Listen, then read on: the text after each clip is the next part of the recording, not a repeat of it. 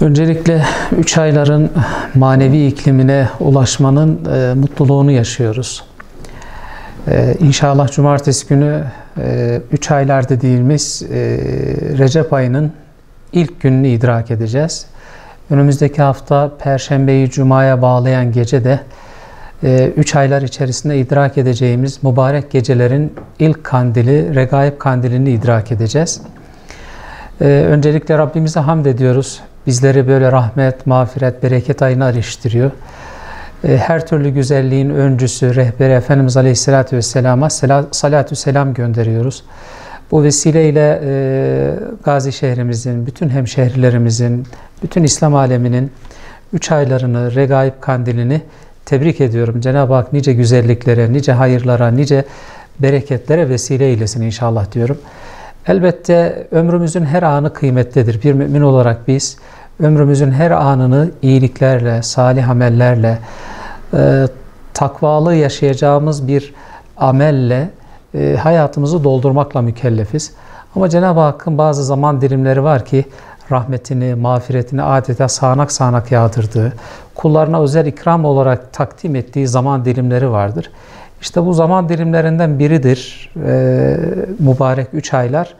Bu müstesna zaman dilimleri gerek maddi gerek manevi kurtuluşumuza, ebedi huzurumuza, mutluluğumuza vesiledir. Bu 3 aylar vesilesiyle elbette ömrümüzün adeta su misali akıp gittiğini görüyoruz. Bu akıp giden zaman dilimi içerisinde 3 aylar bizlere ömrümüzü muhasebe etme imkanı veriyor. Tefekkür etme, tezekkür etme, özümüze dönme, kendimizi muhasebe etme, eksikliklerimizi telafi etme imkanı veriyor bizlere. Bu vesileyle 3 aylara ulaşmanın mutluluğunu yaşıyoruz. Şükrünü eda etmeliyiz. Şükrünü eda ederken Cenab-ı Hakk'ın affına sığınmalıyız, mağfiretine sığınmalıyız. Yaptığımız hatalardan, noksanlıklardan dolayı Rabbimizin mağfiretine talip olmalıyız, nedamet duymalıyız. Tabii hem memleket olarak hem insanlık olarak bir salgınla karşı karşıyayız.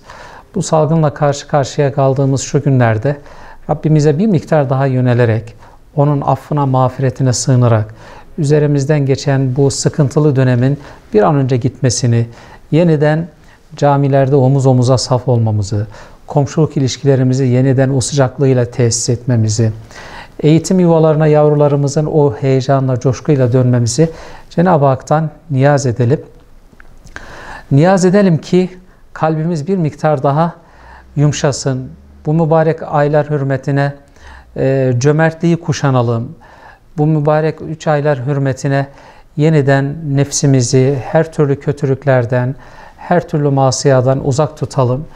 Ve Efendimiz Aleyhisselatü Vesselam'ın bu mübarek 3 aylar geldiğinde yaptığı o duayı hep beraber yapalım. Kainatın Efendisi bu 3 aylara eriştiğinde Allahümme barik lena fi Recebe ve Şaban ve belliğna Ramazan. Allah'ım Recep'i ve Şaban'ı bize mübarek kıl ve bizi kutlu ay olan, rahmet ayı, bereket ayı, Kur'an ayı olan Ramazan'a eriştir diye dua etmiştir.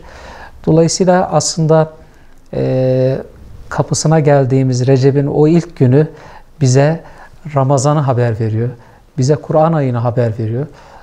Şimdiden hazırlıklı olmalı, salih amelleri kuşanmalı, müttaki bir mümin olmak için gayret etmeli. Etrafımızda, çevremizdeki kardeşlerimizin ihtiyaçlarıyla, dertleriyle hemhal olmalı ve böylelikle Kur'an ayına arınmış, tertemiz bir mümin olarak ulaşmanın gayreti içerisinde olmalıyız. Ben bu vesileyle idrak edeceğimiz 3 ayların, idrak edeceğimiz kandilin memleketimiz için, İslam alemimiz için yepyeni kapıların, yepyeni hayırların, yepyeni iyiliklerin açılmasına vesile olmasını diliyor ve Regaib kandilini 3 ayları tebrik ediyorum.